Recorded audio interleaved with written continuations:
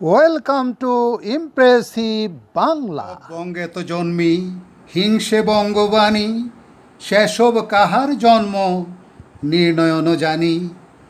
দেশি ভাষা বিদ্যা যার মনে ন জুয়ায়, নিজ দেশ ত্যাগী কেন বিদেশ ন যায়।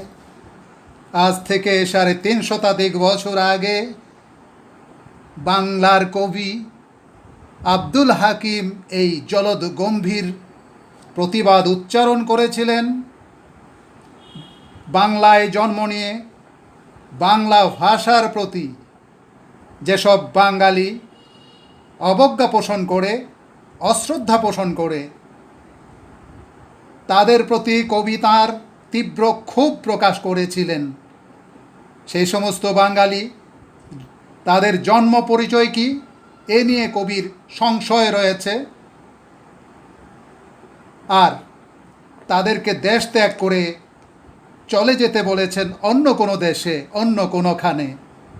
কারণ যারা বাংলায় জন্ম নিয়ে বাংলাদেশের আলো বাতাস সেবন করে, শস্য দানা কোনা খেয়ে বড় হয়ে, যারা এই মাতৃভূমিকে, জন্মভূমিকে শ্রদ্ধা জানায় না, মাতৃভাষার প্রতি তার অনুরাগ প্রকাশ করে না, বরং হিংসা প্রকাশ করে, উপেক্ষা দেখায়, তাদের এদেশে থাকার কোনো অধিকার থাকতে পারে না। আমন্ত্রণ জানাচ্ছি মধ্যযুগের কবি আব্দুল হাকিমের বঙ্গবাণী কবিতায়। মাধ্যমিক বাংলা সাহিত্য বইয়ের পাঠ্যভুক্ত নবম দশম শ্রেণীর জন্য নির্ধারিত এই কবিতাটির দুটো পর্ব এর আগে আলোচিত হয়েছে। আজকে আমরা নিয়ে আসছি সেই বঙ্গবাণী কবিতার তৃতীয় পর্ব তথা শেষ পর্ব। তাহলে শুরু করা যাক যথারীতি কবিতার মূল পাঠ। কবিতার শেষাংশ আজকে পরিবেশিত হবে। শুরুতেই আবৃত্তি এবং সেই সাথে তার ভাবগত ব্যাখ্যা বিশ্লেষণ উপস্থাপনের প্রয়াস থাকবে। আমরা ইতিপূর্বে আগের পর্বগুলোতে আলোচনা করেছিলাম যে আব্দুল হাকিম আজকে থেকে ৩৫০ শতাধিক বছর আগে আবির্ভূত হয়েছিলেন।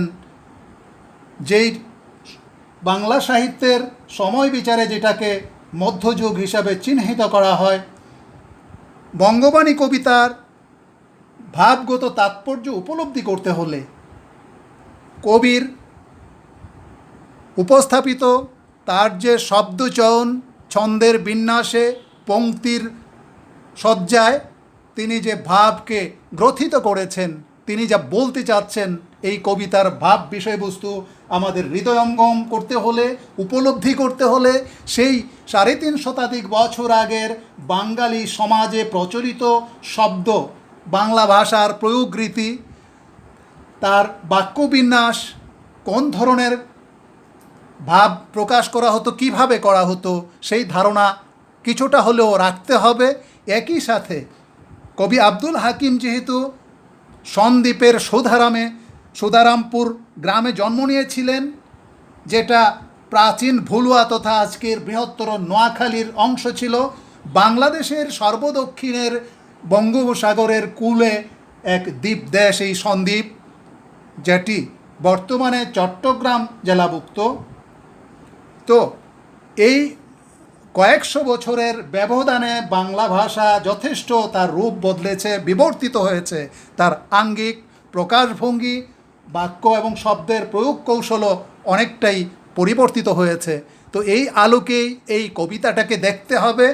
পাশাপাশি এতে কবি যে সমস্ত শব্দাবলী প্রয়োগ করেছেন, কবি যেহেতু বাঙালি মুসলমান কবি ছিলেন, কাজেই বাঙালি মুসলমানদের সমাজে ব্যবহৃত দৈনন্দিন জীবনযাত্রায়, ধর্মাচারে যে সমস্ত শব্দাবলী লোকজন প্রয়োগ করে থাকে, তার অনেকগুলো শব্দ তাতে পাওয়া যাবে। কিছু সংস্কৃত শব্দেরও প্রয়োগ রয়েছে। একই সাথে সেই সন্দ্বীপ অঞ্চলের আঞ্চলিক যে প্রয়োগ, সেই ক্রিয়ার রূপ কিংবা নয়ার্থকতা ইত্যাদি বিষয়াদি তাতে, এমনকি সর্বনামের ব্যবহার, সেইগুলো আমরা এতে দেখব যে একটু লোকভাষিক রূপে। কাজে এই দিকগুলো সামনে রেখে কবিতাটা বুঝবার চেষ্টা করতে সবাইকে বলি। যেই দেশে যেই বাক্য কহে নরগণ, সেই বাক্য বোঝে প্রভু আপে নিরঞ্জন। সেই মধ্যযুগে এক শ্রেণীর মানুষ ছিল, বিশেষত বাঙালি মুসলমান সমাজে এক শ্রেণীর কুপমণ্ডুক ধরনের লোক ছিল, যারা ধর্ম সম্পর্কে খুব ভালো জ্ঞান রাখতেন না।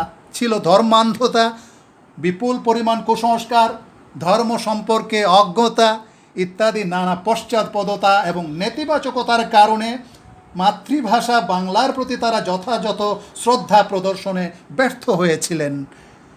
তাঁরা মনে করতেন যে মুসলমানের ভাষা আরবি ফার্সি ভাষা, যেহেতু কোরআন কেতাব আরবিতে লেখা, কাজেই সাহিত্য চর্চার মাধ্যম বা আরবি ফার্সি হওয়া উচিত, এতেই সোয়াব বা পুণ্য অর্জিত হতে পারে। কিন্তু যারা এই ধরনের পেছনমুখু চিন্তা চেতনায় আচ্ছন্ন ছিলেন, তারাও জন্মগতভাবে বাঙালি, তাদের দেশ বাংলাদেশ এবং তাদের মাতৃভাষা ছিল বাংলা। এই বাংলায় জন্ম নিয়ে মাতৃভাষা বাংলার কোলে লালিত পালিত হয়েও যারা এই ধরনের নিজ ভাষার প্রতি অবজ্ঞা বা অশ্রদ্ধা প্রদর্শন করতেন, আর তারা যে সমস্ত অযুক্তি কুযুক্তি তুলে ধরতেন, তাদের সে সমস্ত ধ্যান ধারণা যে ছিল কতটা অসার, অকর্মণ্য, বেকার, সেটা কবি আব্দুল হাকিম যুক্তি দিয়ে তথ্য দিয়ে তা প্রমাণ করেছেন। আমরা শুরুতেই দেখছি এখানে, যেই দেশে যেই বাক্য কহে নরগণ, সেই বাক্য বোঝে প্রভু আপে নিরঞ্জন। পৃথিবীর যে দেশে লোকে যে ভাষাই কথা বলুক না কেন, সেটা আরবি হোক, ফার্সি হোক, হিন্দি হোক, বাংলা হোক, যে কোনো ভাষা মানুষ বলে, তার সবই প্রভু বা স্রষ্টা বিধাতা বুঝতে পারেন। নিরঞ্জন শব্দ হচ্ছে নিরাকার, এখানে পরম প্রভুকে নির্দেশ করা হয়েছে। সর্ববাক্য বোঝে প্রভু কিবা হিন্দুয়ানি, বঙ্গদেশী বাক্য কিবা যত ইতিবাণী। পৃথিবীর সব ভাষাই প্রভু বুঝতে পারেন, সেটা মুসলমানই হোক, হিন্দুয়ানি হোক, খ্রিস্টানি হোক, যে কোনোভাবেই হোক না কেন, যে কোনো ভাষাই হোক না কেন। আর বাংলা ভাষা সহ পৃথিবীর সকল ভাষাই বিধাতার বোধগম্য। মারফত ভেদে যার নাহিক গমন, হিন্দুর অক্ষর হিংসে সেসবের গণ।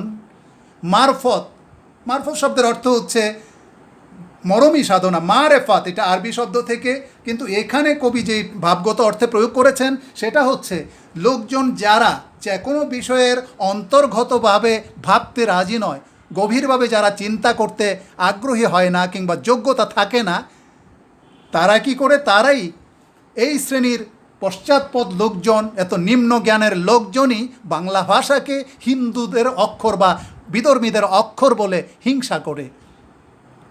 আর কবি তাদের প্রতি প্রচণ্ড ক্ষোভ প্রকাশ করেছেন পরবর্তী পংক্তিগুলোতেই। যারা বাংলার আলো বাতাসে বড় হয়ে বাংলার শস্য কণায় খেয়ে যাদের বৃদ্ধি, যাদের বিকাশ, যারা বড় হয়েছে এই মাটিতে, তারা এই বাংলার প্রতি, বাংলা ভাষার প্রতি যথাযথ শ্রদ্ধা পোষণে যারা ব্যর্থ হয়েছে, তাদের জন্য কবি তীব্র শ্লেষমূলক কথা এখানে বলেছেন, ক্ষোভের বহিঃপ্রকাশ ঘটিয়েছেন। যে সবে বঙ্গে তো জন্মি হিংসে বঙ্গবাণী, সেসব কাহার জন্ম নির্ণয়ন জানি। যারা বাংলাদেশে জন্ম নিয়ে নিজ মাতৃভাষা বাংলাকে অসম্মান করে, তাদের জন্ম পরিচয় নিয়ে কবির যথেষ্ট সন্দেহ আছে। অর্থাৎ এরা শেকড়বিহীন পরগাছা, এদের কোনো জন্ম পরিচয় নেই, বংশ পরিচয় নেই। দেশি ভাষা বিদ্যা যার মনে ন জুয়ায়, নিজ দেশ ত্যাগী কেন বিদেশ ন যায়। যারা দেশি ভাষা তথা মাতৃভাষা বাংলা, যাদের মনকে সন্তুষ্ট করতে পারে না, যারা এই ভাষার প্রতি ভালোবাসা পোষণ করতে পারে না, তাদের প্রতি কবির তীব্র ক্ষোভ প্রকাশিত হয়েছে এই পংক্তিদ্বয়ে। কবি তাদেরকে বলেছেন যে যারা বাংলায় জন্ম, বিকাশ কিংবা এখানকার আলো বাতাসে বসবাস করে, তাদের নিজ ভাষা মাতৃভাষার প্রতি যদি অবজ্ঞা থাকে কিংবা উপেক্ষা থাকে, অশ্রদ্ধা থাকে, তাদের এদেশ থাকার কোনো অধিকার নেই।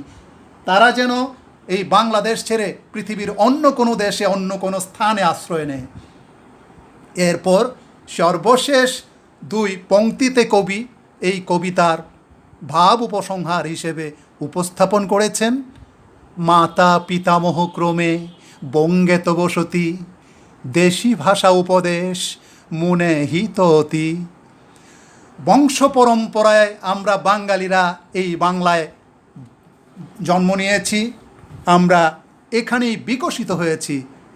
এখানে আমার পিতা, আমাদের পিতা, পিতার পিতা, তেমনি মাতার পিতা, মাতার পিতার পিতা, এমনিভাবে বংশ পরম্পরায় এই দেশে শত সহস্র বছর ধরে এই বাঙালিরা বসবাস করে এসেছে, যাদের মাতৃভাষা বাংলা। কাজেই তাদের সকলেরই উচিত এই বাংলাকে ভালোবাসা, বাংলার প্রতি, বাংলা ভাষার প্রতি, মাতৃভাষার প্রতি যথাযথ শ্রদ্ধা প্রদর্শন করা। কবি আব্দুল হাকিমের বঙ্গবাণী তথা এই বঙ্গ ভাষার প্রতি গভীর মমত্ববোধ, ভালোবাসা, শ্রদ্ধা তার এই কবিতার ছত্রে ছত্রে উৎকীর্ণ করেছেন।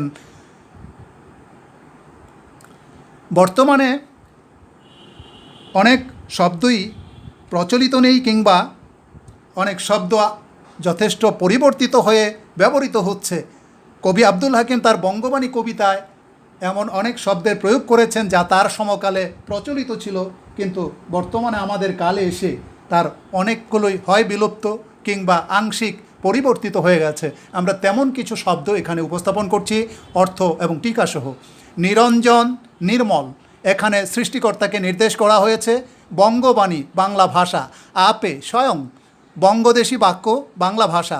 মারফত, মরমী সাধনা, এখানে ভেতরগত তাৎপর্যের প্রতি ইঙ্গিত করা হয়েছে।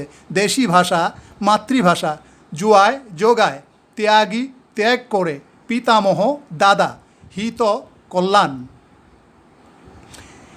প্রিয় শিক্ষার্থীরা, বঙ্গবাণী কবিতার আজকের এই তৃতীয় এবং শেষ পর্বে আমরা এতক্ষণ যা আলোচনা করলাম তার বিষয়বস্তু ব্যাখ্যাসহ তুলে ধরার চেষ্টা করলাম। আশা করি তাতে এই কবিতাকে উপলব্ধি করা, হৃদয়ঙ্গম করা যথেষ্ট সহজসাধ্য হয়েছে।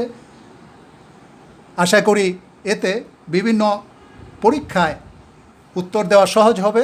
আমরা বাড়িতে তোমাদের অনুশীলনের জন্য এখানে একটি সৃজনশীল প্রশ্ন তুলে দিচ্ছি, আশা করি তোমরা তা চর্চা করবে। উদ্দীপকটি পড়ে প্রশ্নগুলোর উত্তর দাও। মধ্যযুগে এক শ্রেণীর লোক ছিল যারা মনে করতেন বাংলা ভাষা বিজাতীয় ভাষা, এ ভাষায় বিদ্যার্জন বা সাহিত্য চর্চা করা পাপের কাজ। অথচ এ ধরনের ধারণা ছিল নিতান্তই অজ্ঞতাপ্রসূত। প্রত্যেক মানুষেরই তার মাতৃভাষাকে ভালোবাসা ও শ্রদ্ধা করা উচিত। ক, আল্লাহ কোন ভাষা বুঝতে পারেন?